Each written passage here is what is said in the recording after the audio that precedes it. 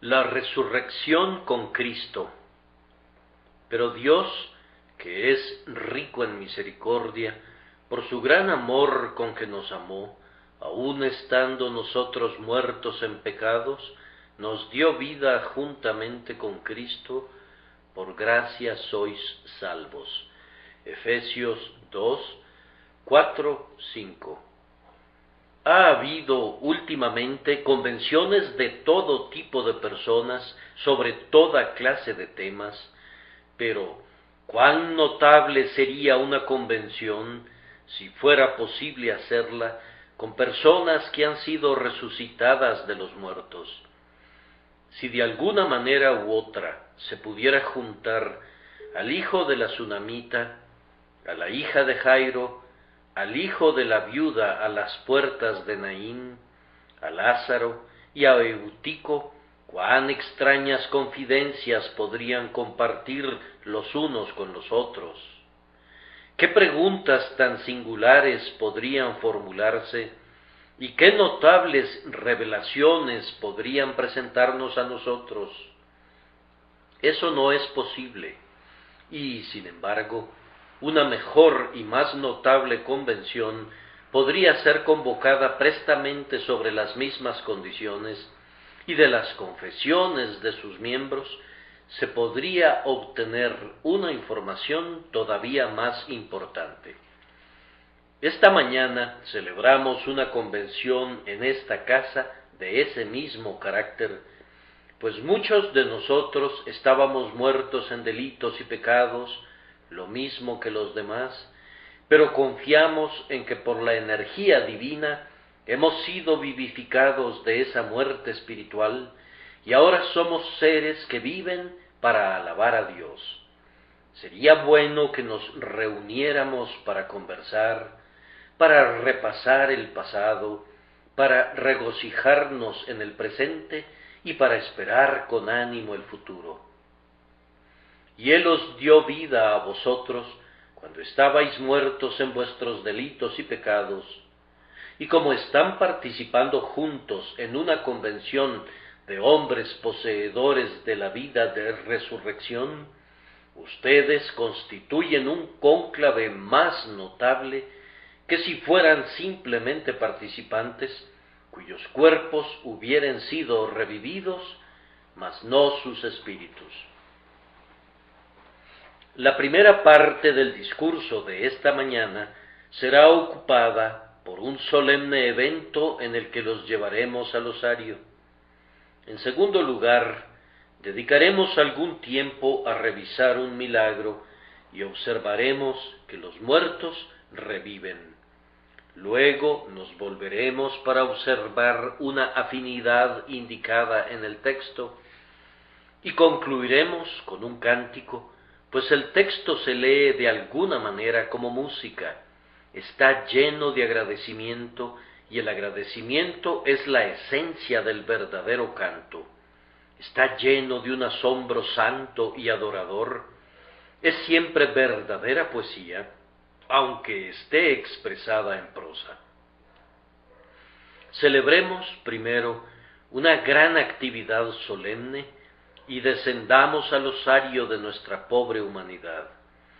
Conforme a la enseñanza de la Sagrada Escritura, los hombres están muertos, muertos espiritualmente. Ciertas personas vanas opinan que los hombres quedaron un poco desordenados y magullados por la caída, heridos en algunos miembros significativos, pero no mortalmente lesionados. Sin embargo, la palabra de Dios es muy explícita en este asunto y declara que nuestra raza no está herida, que no está meramente lesionada, sino que está categóricamente muerta y que permanece muerta en delitos y pecados. Hay quienes fantasean opinando que la naturaleza humana caída sufre únicamente de una especie de síncope o desmayo y que sólo necesita de un proceso que la reanime para devolverle la normalidad. Sólo tienen que poner en movimiento sus torrentes vitales por medio de la educación y por otras manipulaciones, y excitar en su interior algún grado de acción, y entonces la vida se desarrollará rápidamente. Hay muchas cosas buenas en todo hombre, dicen, y sólo tienen que extraerlo por medio del entrenamiento y del ejemplo. Esta es una ficción que es exactamente opuesta a la enseñanza de la Sagrada Escritura. Dentro de esas páginas veraces no leemos de ningún desmayo ni de ninguna parálisis temporal, antes bien, el nombre para la condición de la naturaleza es muerte, y su gran necesidad es la vivificación. El hombre no está parcialmente muerto, como lo está el marinero medio ahogado, en quien podría permanecer todavía alguna chispa de vida si es atendido debidamente y es cuidado sabiamente. En el hombre no queda ninguna chispa de vida espiritual. Su condición es la de un absoluto cadáver para todas las cosas espirituales. El día que de él comieres, ciertamente morirás, les dijo Dios a nuestros primeros padres, y en verdad murieron una muerte espiritual. Y de igual manera, todos sus hijos yacen en esta muerte espiritual, no una muerte fingida o metafórica, sino una muerte real, absoluta y espiritual. Sin embargo, se preguntarán, ¿acaso no están vivos? En verdad sí, pero no espiritualmente. Hay diferentes grados de vida. Primero te encuentras la vida vegetal, pero el vegetal es algo muerto comparado con la vitalidad del animal. Por encima de la vida animal se ubica la vida mental, una vida vastamente superior. La criatura que es únicamente un animal está muerta tanto a los gozos como a las aflicciones de la vida mental. Luego, muy por encima de la vida mental y en la misma proporción que la vida mental está por encima de la vida animal, se levanta lo que la Escritura llama la vida espiritual, la vida en Cristo Jesús. Todos los hombres gozan en mayor o menor proporción de la vida mental, y es bueno que la cultiven, que obtengan lo más que puedan de ella, que la apliquen a los mejores usos y que la hagan servir a los más excelsos fines.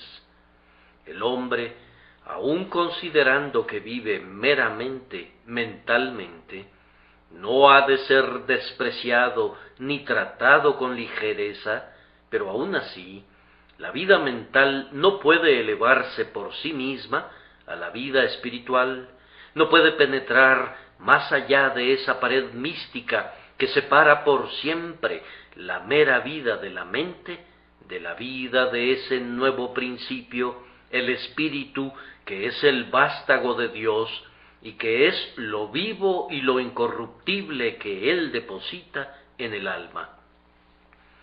Si ustedes pudieran concebir a un hombre que fuera en todos los sentidos como ustedes mismos, pero con esta única diferencia, que su alma no estuviera presente, que poseyera únicamente sus facultades animales, pero que careciera de facultades intelectuales, de tal manera que pudiera respirar y caminar, dormir y comer, beber y hacer ruidos, pero que todo el poder mental hubiere desaparecido, entonces se referirían a él como a alguien enteramente muerto para las ocupaciones mentales. Podría ser un animal sumamente vigoroso y bien desarrollado, pero su condición humana estaría muerta. No serviría de nada explicarle una proposición o resolver algún problema en el pizarrón para su instrucción, u ofrecerle siquiera el libro escolar más sencillo, pues si no tuviera una mente para entenderlo, ¿Cómo podrías impartirle el conocimiento? Ahora bien, espiritualmente, esta es la condición de todo hombre no regenerado. Es enteramente inútil, aparte del Espíritu de Dios, esperar lograr que el hombre entienda las cosas espirituales, pues son discernidas espiritualmente, dice el apóstol. La mente carnal no puede entender las cosas que son de Dios, pues después de su mejor instrucción, no tiene ninguna vislumbre del sentido interior de las cosas espirituales. Tropieza con la letra y pierde el significado real, no por falta de capacidad mental, sino debido a la ausencia de vida espiritual. Oh hijos de los hombres, si quieren conocer a Dios, os es necesario nacer de nuevo. El que no naciere de nuevo no puede ver el reino de Dios, no puede entenderlo, no puede conocerlo. El hombre carnal no puede entender las cosas que son de Dios, porque son eternas e invisibles, de la misma manera que un buey no puede entender astronomía, o un pez admirar a los clásicos. La pobre humanidad está muerta, no en un sentido moral, ni en un sentido mental, sino en un sentido espiritual, y así la describe la palabra de Dios una y otra vez, de manera sumamente clara. Caminemos juntos, entonces, al camposanto. ¿Y qué observas en aquellos cuerpos que están dormitando allí? ¿Están totalmente inconscientes? Cualquier cosa que suceda en torno suyo no les causa gozo ni les provoca aflicción. ¿Ejércitos triunfantes podrían marchar sobre las tumbas de los muertos sin que ellos gritaran con los que triunfaron? Algunos amigos que han dejado atrás podrían sentarse allí y regar con sus lágrimas el pasto sobre el verde montículo, pero ningún suspiro de respuesta provendría de la lúgubre caverna de la tumba. Lo mismo sucede con los hombres muertos espiritualmente. No son afectados por las cosas espirituales. Pueden oír acerca de un Salvador agonizante, cuyos gemidos conmueven al más empedernido y hacen que las rocas se disuelvan, pero permanecen inconmovibles. Incluso no pueden percibir al Espíritu presente en todo, ni pueden reconocer su poder. Los ángeles, los hombres santos, los ejercicios piadosos, las aspiraciones devotas, todo esto está más allá y por encima de su mundo. Los terrores del infierno no los alarman, y los gozos del cielo no los seducen. Oyen en un sentido mental, pero el oído del espíritu está cerrado por completo, y no oyen nada. Están inconscientes de todas las cosas que son de un carácter espiritual. Tienen ojos, pero no ven, y oídos, pero no oyen. Podrías interesarlos en los hechos de la geología o en los descubrimientos del arte, pero no puedes ganar sus corazones para las emociones y ocupaciones espirituales, porque están tan inconscientes de su significado como una ostra o un caracol de mar están poco familiarizados con la separación entre la Iglesia de Irlanda y el Estado. Los hombres carnales se confunden con las primeras palabras del conocimiento espiritual, tal como le sucedió a Nicodemo, quien, cuando se le dijo que le era necesario nacer de nuevo, comenzó a preguntar: ¿cómo puede un hombre nacer siendo viejo?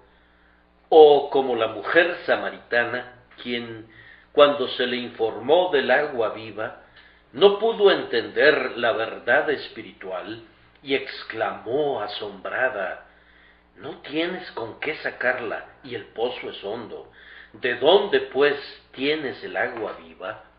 Los hombres están espiritualmente inconscientes de la verdad espiritual y están muertos para ella. Observen aquel cadáver.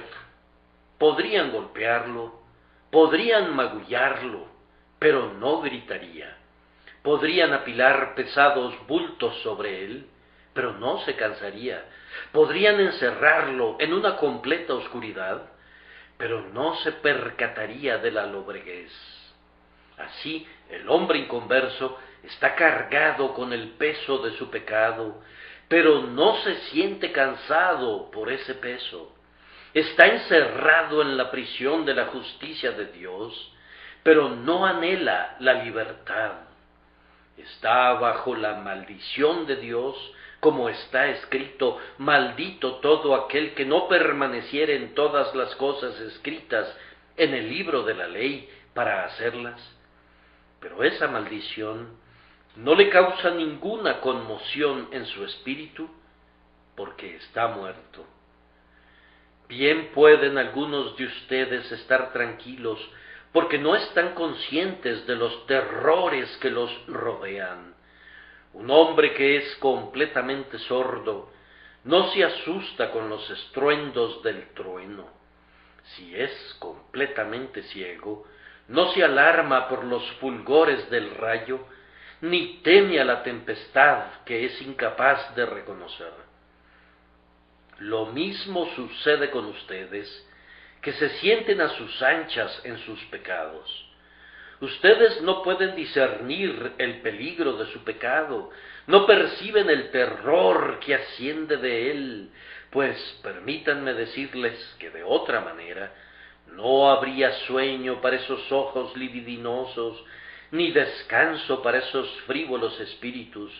Ustedes gritarían de dolor en el preciso momento en que recibieran la vida, y no descansarían hasta ser liberados de aquellos males que ahora les garantizan una segura condenación. Oh, si estuvieran vivos, nunca estarían tranquilos mientras no fueran salvados de la ira venidera. El hombre permanece inconsciente de las cosas espirituales y es inconmovible por ellas porque está muerto en un sentido espiritual. Invita a aquel cadáver para que te ayude en las obras de filantropía más necesarias. La pestilencia se ha desatado. Pídele al hombre sepultado que se arrodille contigo y que invoque el poder del cielo para que ordene el regreso del terrible mensajero. O, si lo prefieres, pídele que te ayude a purificar el aire y que atienda los arreglos sanitarios. Le pedirías en vano, pues, sin importar cuán necesario o sencillo sea el acto, no podría ayudarte con eso. Y en las cosas espirituales sucede lo mismo con aquellas personas que carecen de la gracia. El hombre carnal puede ponerse en la postura para orar, pero no puede orar. Puede abrir su boca y producir dulces sonidos de una música que es producto de la tierra, pero es un perfecto extraño en cuanto a la verdadera alabanza. Incluso el arrepentimiento, esa dulce y meliflua gracia que debería ser natural para el pecador, está más allá de su alcance. ¿Cómo se arrepentiría de un pecado cuyo peso no puede sentir? ¿Cómo podría orar pidiendo una bendición cuyo valor no tiene el poder de percibir? ¿Cómo podría alabar a Dios por quien no siente ningún interés y en cuya existencia no se deleita? Yo afirmo que, para todas las cosas espirituales, ese hombre es tan incapaz, como son incapaces los muertos, de realizar los trabajos y servicios naturales de la vida cotidiana. Y, sin embargo, dirá alguien, el domingo pasado te oímos decirles a estos muertos que se arrepintieran y se convirtieran. Yo sé que me oyeron hacerlo, y me oirán de nuevo decir lo mismo. Pero ¿por qué les hablo así a los muertos? Y les digo que realicen acciones que no pueden realizar, porque mi maestro me lo ordena, y cuando obedezco el encargo de mi maestro, sale un poder con la palabra hablada, y los muertos se sobresaltan en su sueño, y se despiertan por causa del poder vivificador del Espíritu Santo, y aquellos que no pueden arrepentirse y creer naturalmente, en efecto se arrepienten y creen en Jesús, y escapan de sus pecados pasados y viven. Sin embargo, créanme que no es un poder propio el que los lleva a sobresaltarse dentro de su sueño de muerte, y que no es ningún poder mío el que se apodera de la conciencia culpable y adormilada. Es un poder divino que Dios ha enyugado con la palabra y que da cuando esa palabra es predicada fiel y plenamente. Por eso nos hemos ejercitado en nuestro llamamiento diario de ordenarles a los muertos que vivan, porque la vida llega con el mandato divino.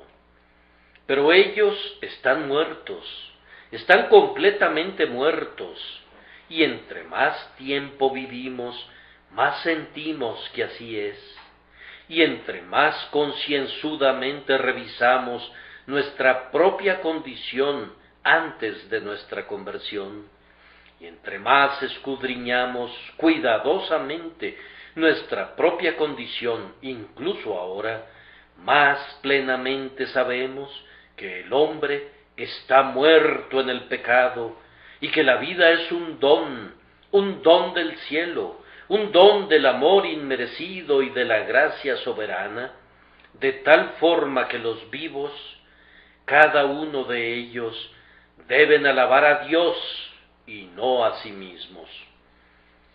Una de las reflexiones más tristes acerca de la pobre naturaleza humana muerta es ¿en qué se ha de convertir? La muerte en sí misma, aunque es un asunto solemne, no es tan terrible como lo que resulta de ella. Muchas veces, cuando ese amado cadáver es abandonado por el alma, aquellos que han perdido a un ser querido han estado dispuestos a imprimir todavía sobre esa frente fría muchos besos. El semblante se veía incluso más encantador que en vida, y cuando los amigos le han echado la última mirada, no había nada repugnante, sino más bien había mucho que era atractivo. Nuestros muertos sonreían como ángeles dormidos, incluso cuando estábamos a punto de colocarlos en la tumba. Pero no podemos desprendernos de un desventurado sentido de lo que con certeza habrá de revelarse muy pronto.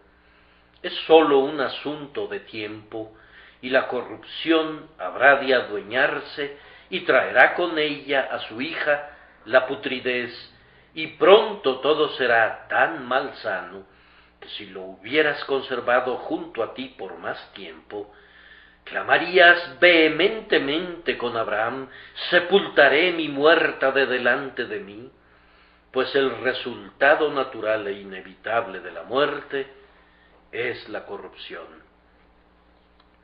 Lo mismo sucede con todos nosotros. Algunos son manifiestamente corruptos. ¡Cuán pronto! Cuando todavía son jóvenes, los vemos sumergirse en el vicio infame. Son corruptos en la lengua, con palabras mentirosas y conversación lasciva. Son corruptos en el ojo, con miradas licenciosas. Son ciertamente corruptos en el corazón, y luego son enteramente corruptos en la vida. Cada día hay muchas personas a nuestro alrededor, en las calles, cuya corrupción apesta y nos fuerza a echarlos fuera de la sociedad, pues nosotros somos muy decentes. Incluso los mismos que están muertos son muy escrupulosos de no asociarse con quienes se han adentrado demasiado en la corrupción. Los muertos entierran a sus muertos y ruedan la piedra y recluyen a los depravados y a los disolutos. Nosotros no invitamos a los pecadores corruptos a nuestros hogares, porque podrían corrompernos demasiado rápido, y nos adulamos porque somos muy superiores, pero la verdad es que ellos se encuentran únicamente en una etapa o dos adelante, en una carrera en la que están corriendo todos los hombres no regenerados. Aunque esta corrupción no está desarrollada visiblemente en todos al mismo grado, será lo suficientemente clara al final en el otro mundo. Cuando Dios nos encuentre muertos, nos echará fuera, donde el gusano no muere y el fuego no se apaga. ¿Cuál habrá de ser el desarrollo de un carácter no regenerado en el infierno?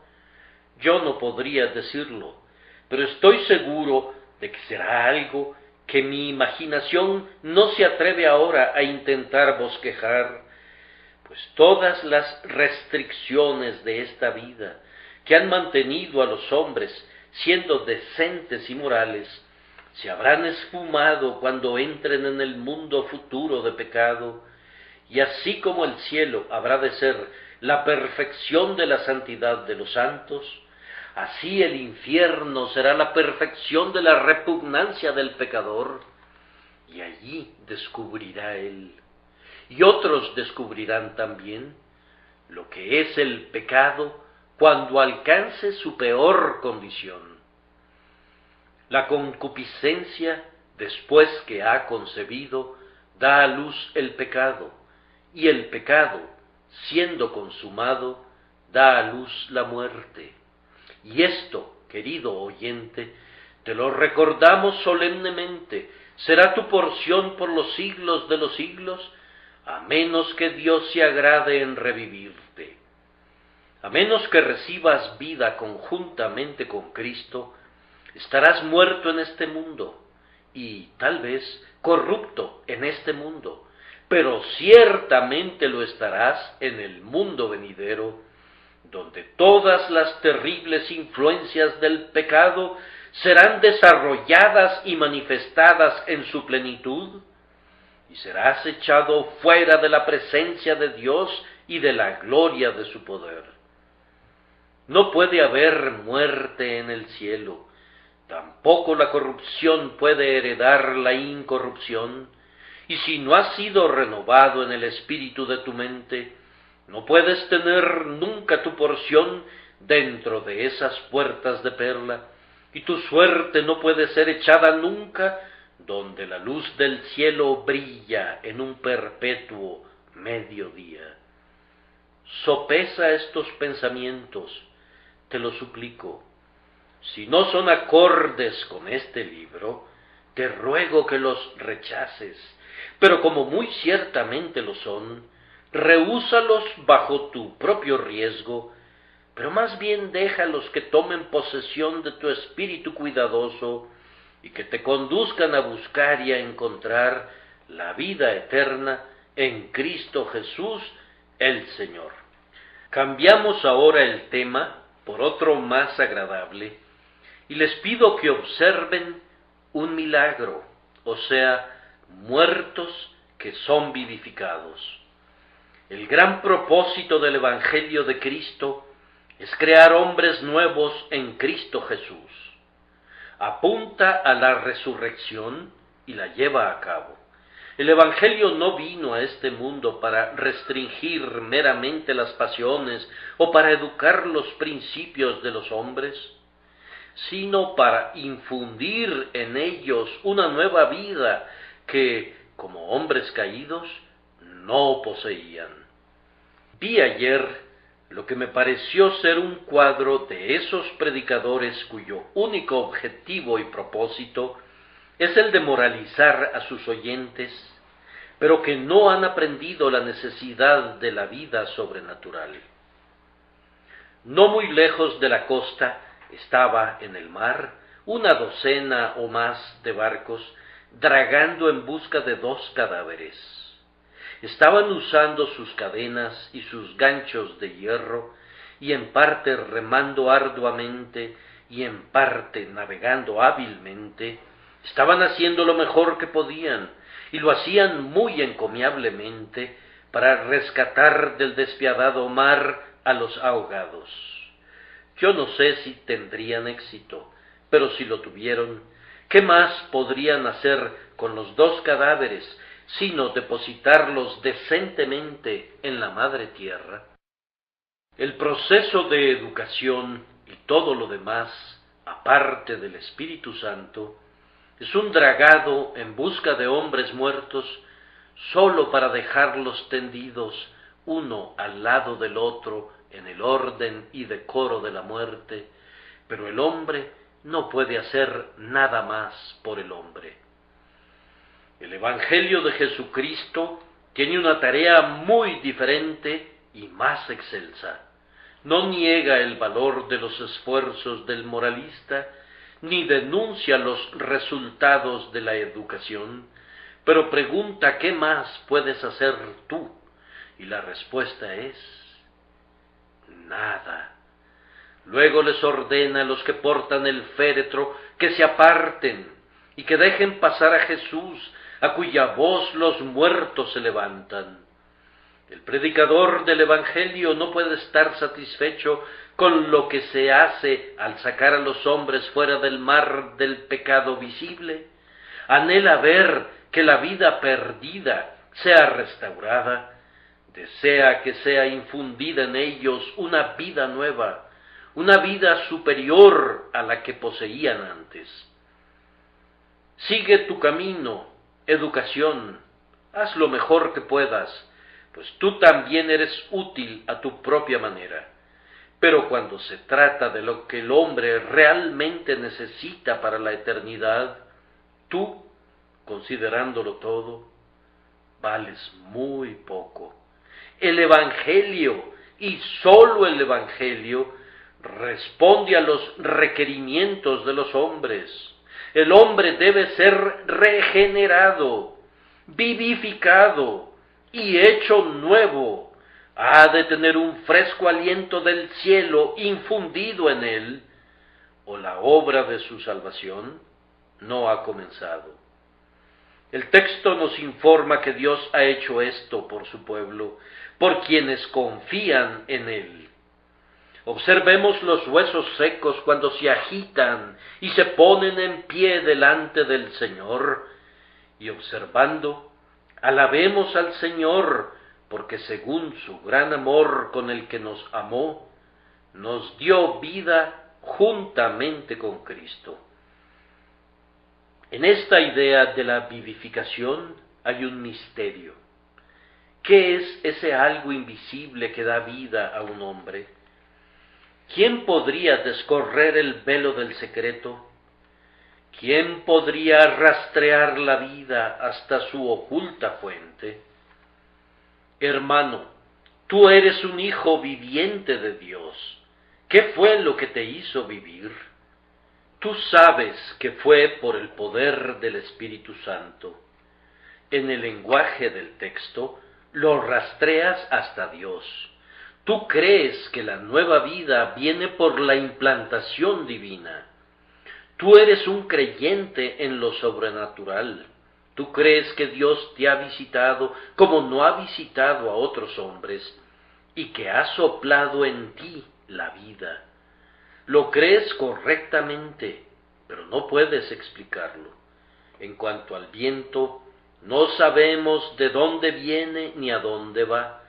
Lo mismo sucede con todo aquel que es nacido del Espíritu. Quien se siente deliberadamente para intentar explicar la regeneración y su fuente, podría estar sentado hasta llegar a convertirse en una estatua de mármol antes de que pudiera cumplir su tarea. El Espíritu Santo entra en nosotros, y quienes antes estábamos muertos para las cosas espirituales, Comenzamos a vivir por su poder y por su morada en nosotros. Él es el grandioso operador, pero cómo obra el Espíritu Santo es un secreto que está reservado para Dios mismo. No necesitamos desear entender el modo, nos basta participar del resultado. Entonces es un gran misterio, pero a la vez que es un misterio, es una gran realidad. Nosotros sabemos y efectivamente damos testimonio y tenemos el derecho de ser creídos, pues confiamos que no hemos falsificado nuestro carácter. Sabemos y efectivamente testificamos que ahora somos poseedores de una vida que desconocíamos hace algunos años, que hemos llegado a existir en un nuevo mundo y que la apariencia de todas las cosas fuera de nosotros es diferente totalmente de lo que solía ser. Las cosas viejas pasaron, he aquí, todas son hechas nuevas. Yo doy testimonio de que soy objeto en este día de aflicciones que antes de conocer al Señor no eran aflicciones para mí, y que soy alzado con gozos de los que me habría reído al simplemente pensar en ellos, si alguien me hubiera susurrado su nombre a mi oído antes de que la vida divina me hubiera vivificado. Este es el testimonio de cientos de nosotros, y aunque otros no nos creen, no tienen ningún derecho de negar nuestro estado de conciencia por no haber experimentado algo semejante. Si nunca lo han probado, ¿cómo podrían saber al respecto? Si hubiera una reunión de ciegos y uno de ellos tuviera sus ojos abiertos y comenzara a hablar de lo que estuviera viendo, puedo imaginar a todos los demás ciegos diciendo: ¡qué insensato es ese hombre! No existen tales cosas. Yo he vivido en este mundo 70 años, dice uno, y nunca vi eso que él llama color, y no creo en su absurda necedad acerca del color escarlata y el violeta, del negro y el blanco. Todo eso es una solemne tontería. Otro sabiondo declara: yo he andado de arriba para abajo en el mundo, por todas partes, durante 40 años, y declaro que nunca tuve la más remota idea del azul o del verde, ni tampoco mi padre la tuvo antes que yo. Él era un alma muy buena y siempre defendió la grande y vieja oscuridad. Denme, decía, un buen bastón y un perro entrenado, y todas sus ideas descabelladas acerca de estrellas y de soles y lunas, las dejo a los necios como ellos. El hombre ciego no ha entrado en el mundo de la luz y del color, y el hombre no regenerado no ha entrado en el mundo del espíritu, y de aquí que ninguno de ellos sea capaz de juzgar correctamente. Yo me encontraba un día en una comida pública enfrente de un caballero clasificable como glotón, que parecía un hombre de vasta erudición en cuanto a los vinos y licores y a todas las viandas que estaban sobre la mesa. Juzgaba y criticaba a tal velocidad que pensé que debería ser empleado por nuestros comerciantes de provisiones como un probador en general. Tenía labios sutilmente desarrollados y los chasqueaba frecuentemente. Su paladar se encontraba en una buena condición crítica. Era también muy competente en la cantidad, así como en la calidad, y consumía los alimentos y las bebidas al por mayor. Su frente hundida, su nariz morada y sus labios protuberantes le hacían, al menos mientras comía, más semejante a un animal que a un hombre. Por fin, oyendo un poco de la conversación en torno suyo sobre asuntos religiosos, abrió sus pequeños ojos y su gran boca y pronunció esta sabia frase: yo he vivido 60 años en este mundo y nunca sentí o creí en algo espiritual en toda mi vida. El discurso fue una innecesaria distracción de sus energías entregadas al pato asado. No necesitábamos que nos dijera eso. Yo, por lo menos, estaba muy claro al respecto de eso antes de que hablara.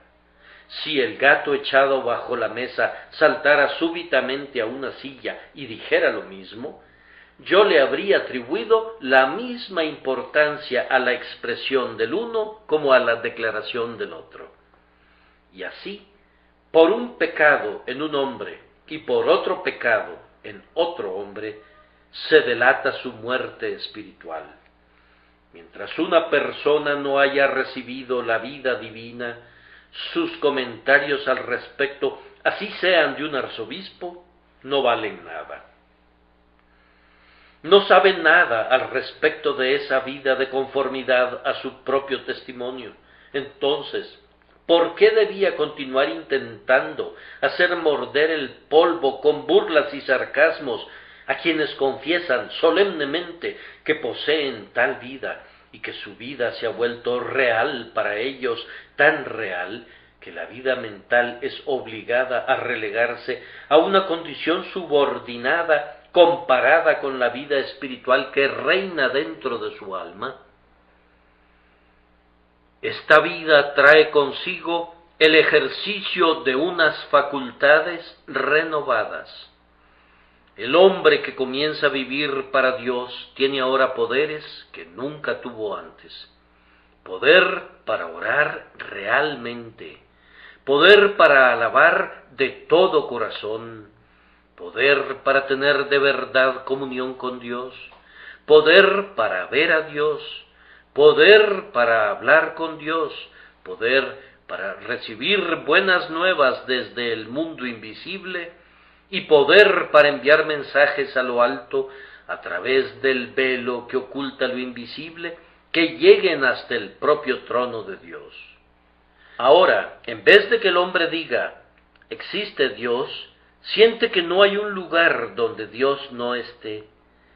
Ve a Dios en todo, le oye en el viento y le discierne en cada criatura que le rodea. Ahora, en vez de que el hombre tenga miedo de Dios, y en vez de practicar solo formas externas, ceremonias y otras maneras exteriores de empujar a Dios para alejarlo más, desecha sus ceremonias, echa fuera los míseros elementos que algún día pudieron agradarle, y se acerca a su Dios en espíritu y habla con él. Padre, dice, y Dios reconoce a su familiar. Yo desearía que todos poseyéramos esta vida, y si no la tenemos, ruego que Dios nos la envíe a nosotros, pues si no la poseemos, el testimonio de la palabra es que estamos muertos, a pesar de dar una clara impresión de estar vivos. Sin embargo, no los voy a detener más tiempo hablando sobre esta vivificación, excepto para decirles que ustedes podrían imaginarse fácilmente la experiencia interna de un hombre que recibe la nueva vida estando entre los muertos. Podrían concebirlo mediante el siguiente cuadro. Supongan que un hombre ha estado muerto y que ha estado enterrado como todos los demás en alguna gran necrópolis, en alguna ciudad de los muertos, en las catacumbas. Un ángel lo visita y por el toque de la misericordia vive. Ahora, ¿pueden ustedes concebir la primera emoción de ese hombre cuando comienza a respirar? Allí está en el féretro. Siente que se asfixia, se siente encerrado. Había estado allí durante 20 años, pero nunca se sintió incómodo hasta ahora. Se sentía lo suficientemente a gusto en su estrecha celda, si es que pudiera haber holgura donde no hay vida. En el instante en que vive, Experimento un horripilante sentido de sofocación, pues la vida no tolera estar tan horriblemente comprimida y comienza a luchar para liberarse. Levanta con todo su poder esa terrífica tapa del féretro. ¡Qué alivio experimenta cuando el tablón podrido cede a su presión! De igual manera, el hombre impío está lo suficientemente contento con su pecado, con su quebrantamiento del día domingo, con su avaricia y con su mundanalidad, pero al momento que Dios lo revive, al tener vida, su pecado es como sepulcro, se siente indeciblemente desgraciado, no se encuentra en una posición agradable y lucha para escapar. Con frecuencia, al primer esfuerzo, la gran tapa negra de la blasfemia se despega volando y ya no es sustituida nunca más. Satanás pensaba que estaba atornillada muy firmemente, y sí lo estaba para un muerto, pero la vida la desatornilla rápidamente y muchas otras iniquidades siguen la misma suerte. Pero regresando a nuestra resurrección en la bóveda, el hombre jadea un minuto y se siente refrescado por el aire que la catacumba le suministra, pero pronto experimenta una humedad pegajosa en torno suyo y siente desvanecerse y estar a punto de expirar. Así, el hombre renovado siente un poco al principio su incapacidad y gime anhelando poder y clama: necesito arrepentirme, necesito creer en Jesús, necesito ser salvado. Pobre desgraciado, nunca había sentido eso antes. Por supuesto que no lo había sentido, porque estaba muerto. Ahora está vivo, y de aquí que anhele las señales, los signos, los frutos y los refrigerios de la vida. ¿Acaso no ven a nuestro pobre amigo que acaba de resucitar? Se ha deslizado hacia abajo desde su nicho en la pared, donde lo habían colocado, y descubriéndose en una bóveda oscura, se frota los ojos para verificar que realmente está vivo o si solo se trata de un sueño, pues es una cosa muy novedosa. Y como por medio de un pequeño destello de luz que penetra, detecta que hay cientos de otras personas que permanecen en el último sueño, se dice: grandioso Dios, qué horrible lugar es este para una persona viva. ¿Podré acaso estar vivo? Comienza a deambular en busca de una puerta a través de la cual escapar. Desprecia esas vendas con las que lo envolvieron, comienza a desatarlas, están húmedas y enmohecidas, no son apropiadas para una persona viva. Pronto grita, tal vez alguien pase por ahí y le oiga, y podría ser liberado de su confinamiento. Así un hombre que ha sido renovado por la gracia, cuando descubre parcialmente dónde está, grita: este no es un lugar para mí. Ese frívolo salón de baile, vamos, estaba bien para alguien que no conocía nada mejor. La silla de la cantina era apropiada para un alma no regenerada. Pero ¿qué puede hacer un heredero del cielo en un lugar así? Señor, líbrame, dame luz y libertad. Saca a mi alma de la prisión para que pueda vivir y alabar tu nombre. El hombre añora la libertad y si por fin, a tropezones, llega hasta la puerta de la bóveda y accede al aire libre, pienso que bebe profundas bocanadas del bendito oxígeno. Qué feliz está de mirar los verdes campos y las frescas flores. No nos podemos imaginar que desearía retornar de nuevo a las bóvedas. Abandonará por completo esas lúgubres moradas. Se estremece ante el recuerdo del pasado y por nada del mundo experimentaría de nuevo aquello por lo que tuvo que pasar. Está vivamente afectado por cada recuerdo del pasado y especialmente atento pues podría haber otras personas recién vivificadas como él mismo, que podrían necesitar la mano de un hermano para liberarlas. Desprecia el lugar donde durmió una vez tan tranquilamente. De igual manera, el hombre convertido tiene terror ante el pensamiento de regresar a los goces que una vez lo fascinaron de manera tan absorbente. No, dice, no son gozos para mí. Fueron muy buenos para mi antiguo estado de existencia, pero ahora, habiendo ingresado en una nueva vida, en un mundo nuevo, ya no son más goces para mí, de la misma manera que las vendas y el sudario no son gozos para un vivo, y sólo puedo pensar en ellos con dolor, y pensar en mi liberación con gratitud. He de proseguir muy brevemente al tercer punto. El texto nos indica una afinidad. Nos dio vida juntamente con Cristo. ¿Qué significa eso? Significa que la vida que vive en un hombre salvo es la misma vida que mora en Cristo.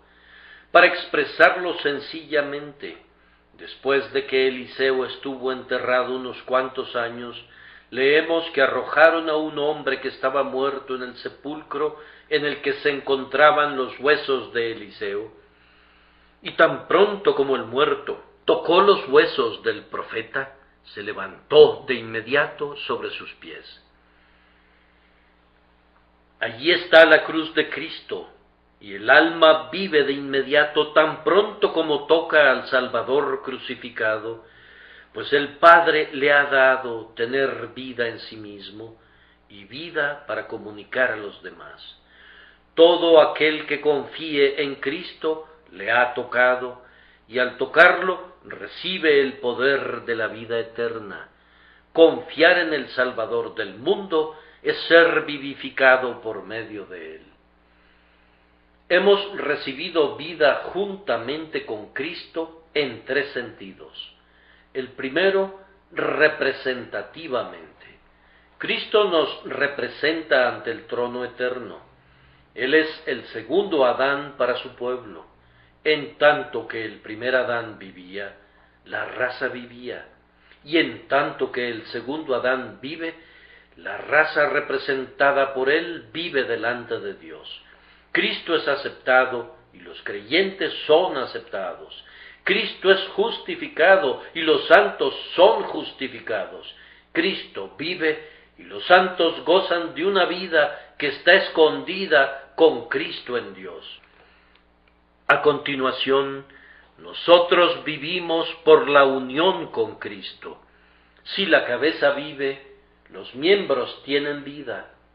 A menos que un miembro sea separado de la cabeza, o a menos que el cuerpo sea mutilado, vive en tanto que haya vida en la cabeza.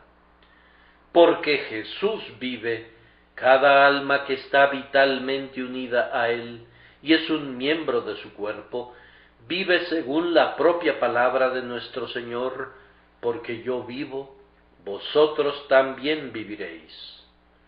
La pobre Marta estaba muy sorprendida porque Cristo resucitaría a su hermano de los muertos. Pero él le dijo, como para sorprenderla más, todo aquel que vive y cree en mí, no morirá eternamente. ¿Crees esto? Esta es una de las cosas que hemos de creer, que cuando recibimos la vida espiritual, lo hacemos por la unión con la vida de Cristo y por consiguiente no podemos morir nunca, porque Cristo vive, nuestra vida permanecerá eternamente en nosotros. Luego también vivimos juntamente con Cristo en cuanto a semejanza. Somos vivificados juntamente con Cristo, esto es, de la misma manera. Ahora, la resurrección de Cristo fue de esa manera. Él murió por causa de la ley, pero la ley no tiene más dominio sobre él ahora que vive de nuevo. Así también tú, cristiano, Eres maldecido por la antigua ley del Sinaí, pero esa ley no tiene ningún poder para maldecirte ahora, pues has resucitado en Cristo. No estás bajo la ley. Sus terrores y sus amenazas no tienen nada que ver contigo. De nuestro Señor está escrito: en cuanto vive, se dice, para Dios vive. La vida de Cristo es una vida para Dios. Así es la vida de ustedes. A partir de ahora, no han de vivir para la carne ni para involucrarse en sus cosas. Solo Dios, que les dio la vida, ha de ser el gran propósito de su vida. En Él viven y para Él viven. Además, está escrito: sabiendo que Cristo, habiendo resucitado de los muertos, ya no muere, la muerte no se enseñorea más de él. De esa misma manera vive el cristiano, nunca regresará a su muerte espiritual. Habiendo recibido una vez la vida divina, nunca la perderá. Dios no juega al estira y afloja con sus elegidos. Él no salva hoy y condena mañana. Él no nos vivifica con la vida interior para luego dejar que perezcamos. La gracia es una simiente viva e incorruptible que vive y permanece para siempre. El agua que yo le daré, dice Jesús, será en él una fuente de agua que salte para vida eterna. Gloria sea dada a Dios entonces, porque ustedes que viven por la fe en Cristo, viven una vida inmortal, una vida dedicada a Dios, una vida de liberación de la servidumbre de la ley. Regocíjense en ello y denle a su Dios toda la alabanza. Y esto nos lleva a la última palabra, que fue un cántico. No tenemos tiempo para cantarlo, solo escribiremos la partitura ante sus ojos, y les pedimos que lo canten en sus momentos de sosiego, y que sus corazones canten una melodía para Dios. Hermanos y hermanas, si han recibido una vida así, a diferencia de otros que no la han recibido en el lenguaje del texto, antes que nada tienen que alabar el gran amor de Dios, grande más allá de todo precedente. Fue el amor el que le condujo a soplar en Adán el aliento de vida y hacer que la pobre arcilla caminara y hablara. Pero es un amor mucho mayor el que le conduce ahora, después de que la caída nos ha corrompido, a renovarnos con una segunda vida que es más excelsa. Él pudo haber creado millones de nuevas criaturas de la nada. Solo tenía que hablar, y los ángeles habrían atestado el aire, o seres como nosotros, solo que puros y no caídos, habrían sido multiplicados por miríadas sobre el césped.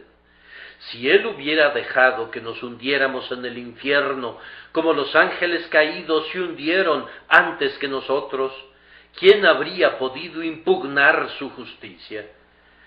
Pero su grandioso amor no le permitió dejar perecer a sus elegidos. Él amó a su pueblo y por tanto haría que nacieran de nuevo. Su gran amor con el que nos amó desafió a la muerte, al infierno y al pecado. Reflexionen sobre este tema ustedes que han participado de este amor. Él nos amó, a los más indignos, que no teníamos ningún derecho a tal amor. No había nada que amar en nosotros, y sin embargo, Él nos amó, y nos amó cuando estábamos muertos. Aquí su grandioso amor parece henchirse y elevarse a dimensiones gigantescas. Amor a pecadores miserables, amor a pecadores despreciables, amor por los muertos y los corruptos. Oh alturas y profundidades de la gracia soberana, ¿dónde están las notas que podrían proclamar de manera suficiente tu alabanza? Canten, oh ustedes los redimidos, acerca de su grandioso amor con el que nos amó, incluso cuando estábamos muertos en pecados. Y no cesen ustedes de alabar a Dios cuando piensen en las riquezas de su misericordia, pues se nos dice que Él es rico en misericordia, rico en su naturaleza en cuanto a misericordia, rico en su pacto en cuanto a misericordia atesorada, rico en la persona de su amado Hijo en cuanto a misericordia comprada, rico en misericordia providencial, pero es el más rico de todos en la misericordia que salva al alma. Amigos, si pueden, exploren las minas de la riqueza de Jehová, tomen la llave y abran los graneros de su Dios, y vean los acopios de amor que ha almacenado para ustedes. Toquen sus más dulces notas para la alabanza de Dios, que es rico en misericordia, por su gran amor con el que nos ha amado.